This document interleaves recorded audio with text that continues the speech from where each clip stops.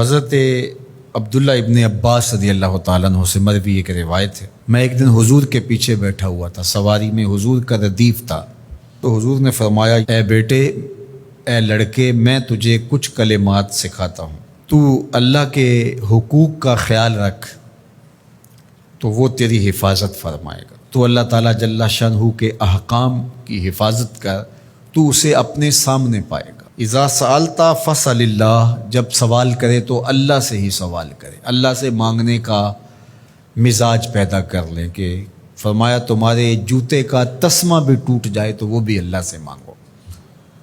ضرور بازار میں جاؤ دکاندار سے، لیکن حقیقی طلب اللہ سے ہونی چاہیے۔ بات بات پہ اللہ سے سوال کرو، بڑی سے بڑی چیز بھی اس سے مانگو، چھوٹی سے چھوٹی چیز بھی اسی سے طلب کرو۔ ہماری ساری ضرورتوں کا کفیل ہمارا رب، ہمارا مالک ہے۔ تو دوسری نصیحت یہ کی کہ جب تو استعانت طلب کرے، مدد طلب کرے تو اللہ سے ہی استعانت طلب کرے۔ وعلم، اور جان کہ اگر ساری امت، سارے لوگ، پوری قوم جمع ہو کے تمہیں فائدہ پہنچانے کی کوشش میں لگ جائیں تو تمہیں وہی فائدہ پہنچا سکتے ہیں جو تیرے لیے تیرے رب نے لکھا ہے۔ اور فرمایا وَإِنِ اجْتَمَعُوا عَلَىٰ أَن يَضُرُّوكَ بِشَيْءٍ، اور اگر تمہیں نقصان پہنچانے کے درپے ہو جائیں، لَمْ يَضُرُّوكَ إِلَّا بِشَيْءٍ قَدْ كَتَبَهُ اللَّهُ عَلَيْكَ، تو تجھے صرف وہی نقصان پہنچا سکتے ہیں جو اللہ نے تیرے لیے لکھا ہے۔ سارا زمانہ بھی مخالف ہو جائے، تیرا کچھ نہیں بگاڑ سکتا۔ ہاں، تیرے مقدر میں اگر کوئی چیز، کوئی بگاڑ لکھا ہے تو وہ ہوگا، اس کا ذریعہ وہ بن جائیں گے۔ تو اس لیے پھر اسی سے مانگو، اسی سے طلب کرو۔ رفعت الاقلام وجفت الصحف، جو لکھنا تھا اللہ نے لکھ دیا، لکھنے کے بعد قلم اٹھا لیا گیا اور جن صحیفوں پہ لکھا تھا وہ خشک ہو گئے۔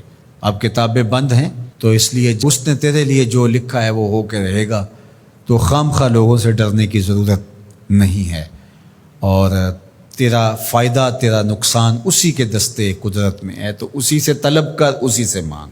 اور فرمایا تو اللہ تعالیٰ جل شانہ کو رخا میں، خوشحالی میں یاد کر، یعرف کا فی الشدہ، وہ تجھے مشکل میں پہچانے گا۔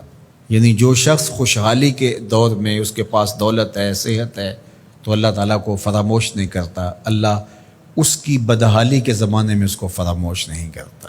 وعلم، اور جان، ان النصر مع الصبر، کہ جو مدد ہے وہ صبر کے ساتھ آتی ہے۔ وان الفرج مع الکرب، اور کشادگی جو ہے وہ مشکل کے ساتھ آتی ہے۔